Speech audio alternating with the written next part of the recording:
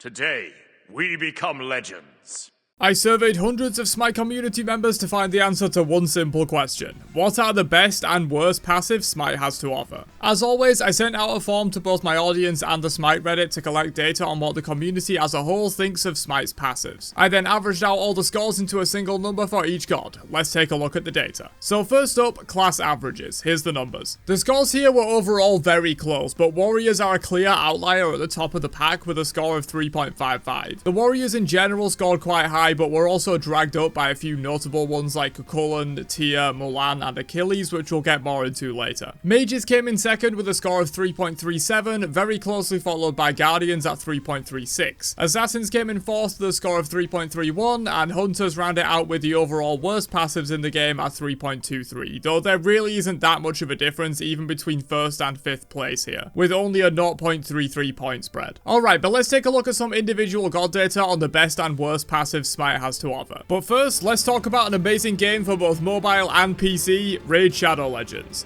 The Spring Hunt is on in Raid, where you can win prizes such as gaming consoles and Amazon gift cards. Search for the hidden items around the Mistwood in-game and win not only some legendary champions within Raid, but also real-life prizes for the first time ever in Raid's history. All you need to do to win is download Raid via my link and head over to springhunt.plarium.com, links below. We also just passed the 5th anniversary of Raid, and to celebrate, the team have introduced the Community Weeks event, a 6-week-long celebration where you can earn legendary champion Chronicler Adolin for logging in 7 days in a row, and even more rewards after that. If you haven't checked out Raid yet, now is the best time to jump in, with more free rewards available to get you started than ever before. Install the game via my link in the description or scan the QR code on screen to help support the channel and get a huge starter pack including Epic Champion Tyrell immediately and Rector Draft once you reach level 25. And if you're looking for even more rewards, enter promo code SpringHunt24 once you get in game for some bonus free stuff. Come find me in game and join my clan to truly become legends. Hit the link in the description to download Raid and come say hi. Thanks again to the Raid team for sponsoring this video. Kicking things off with the overall strongest class, the Warriors.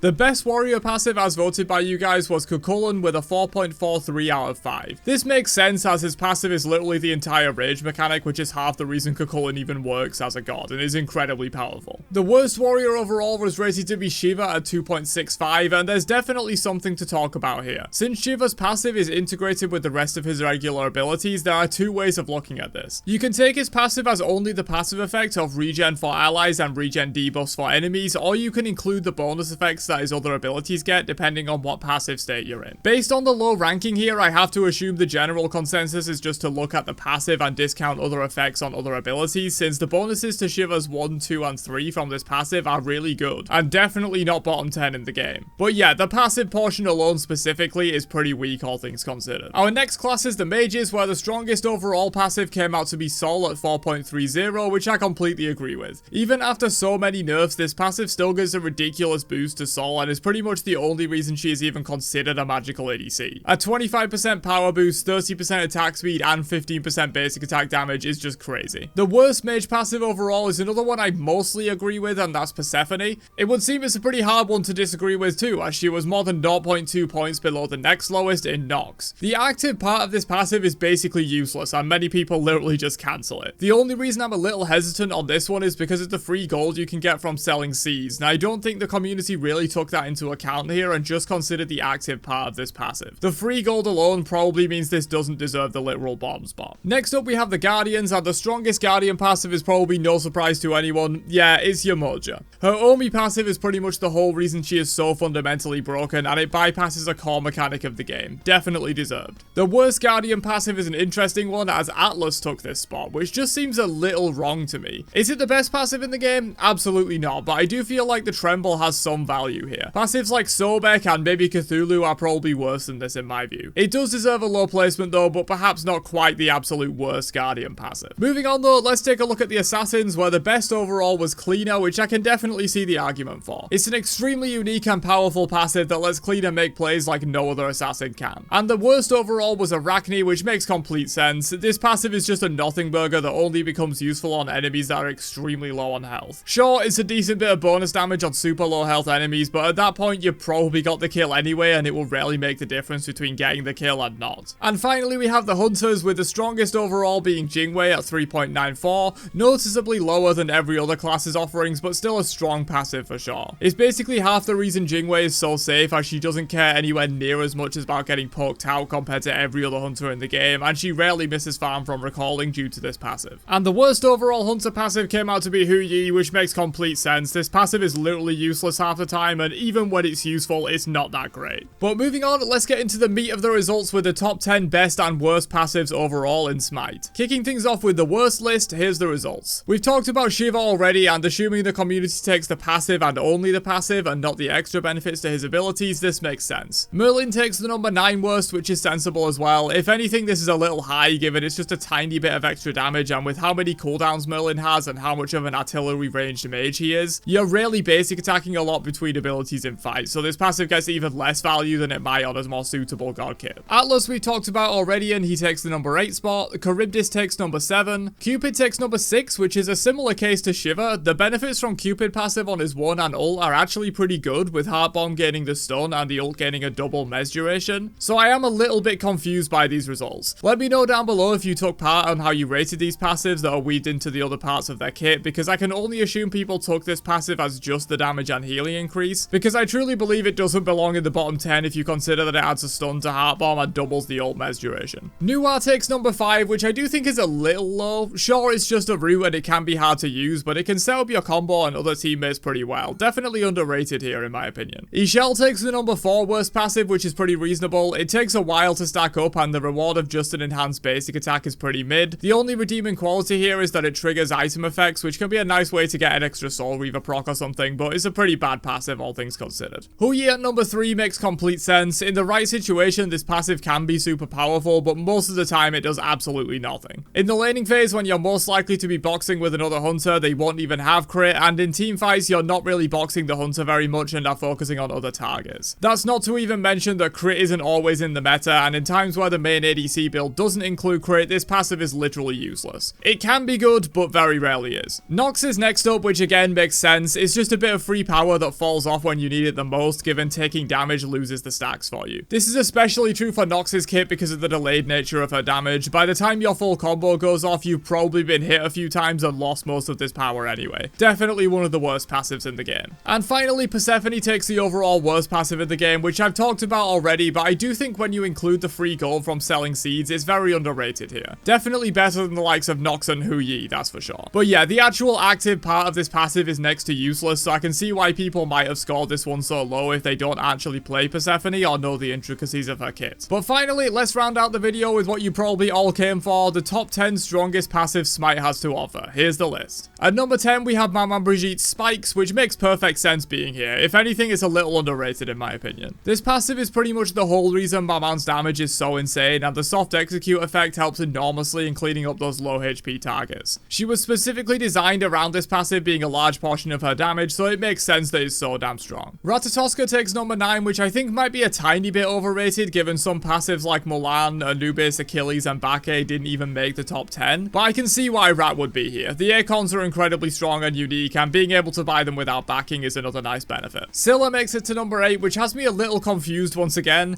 If we're counting the extra effects to Scylla's abilities, this makes complete sense, but then why was Shiva rated so low when his passive does a very similar thing? There's really not much consistency here, but given the high placement, I'm going to assume people took into account the AoE root, protection shred, etc. that this passive provides to Scylla's other abilities. Otherwise, it's just a free 100 power, which is still strong, but probably not quite top 10 worthy. Sol takes number 7, which we've talked about already, an insane amount of free stats, definitely deserving of top 10. Tia makes it to number 6, which I am a little surprised by. Don't get me wrong, this passive is really insane, and it's half the reason Tia is so impossible to lock down or peel off of your backline, but seeing it at number 6 is pretty crazy. I do agree with it being very high up though, I'm just surprised the community would rate it as high as they did. Breaking the top 5 is Thanatos, which at the risk of sounding crazy given how strong he's been for so long, is a little overrated here in my opinion. Sure, the healing is nice and the 5-second cooldown refund on killing a god is completely insane. This passive definitely deserves a high placement, but top 5 in the game when stuff like Mulan, solo run and Tiamat didn't even make the top 10 is pretty crazy in my opinion. I think there may be a little bit of recency bias present here. At number 4 we have Kali, which is one I do completely agree with though. Before all the nerfs, this probably deserves top 2 or even top 1, but it has been tuned down substantially over the years. Even still, this passive is the whole reason Kali is pretty much the best 1v5 carry in the entire game, and it lets her run through entire teams in the right situation. Definitely deserving of such a high placement. At number 3 we have Kukulkan, which I've talked about already, but makes sense being so high given it's his method of accessing rage form, which is half the reason he even works as a character. Number 2 is Cleaner, which is super unique and powerful, but personally I don't think it's quite worthy of being number 2 best in the entire game. Top 10, sure, but I do think it's a little overrated here. And finally, we of course have Yamudja's Omi as the number 1 passive, which I do completely agree with.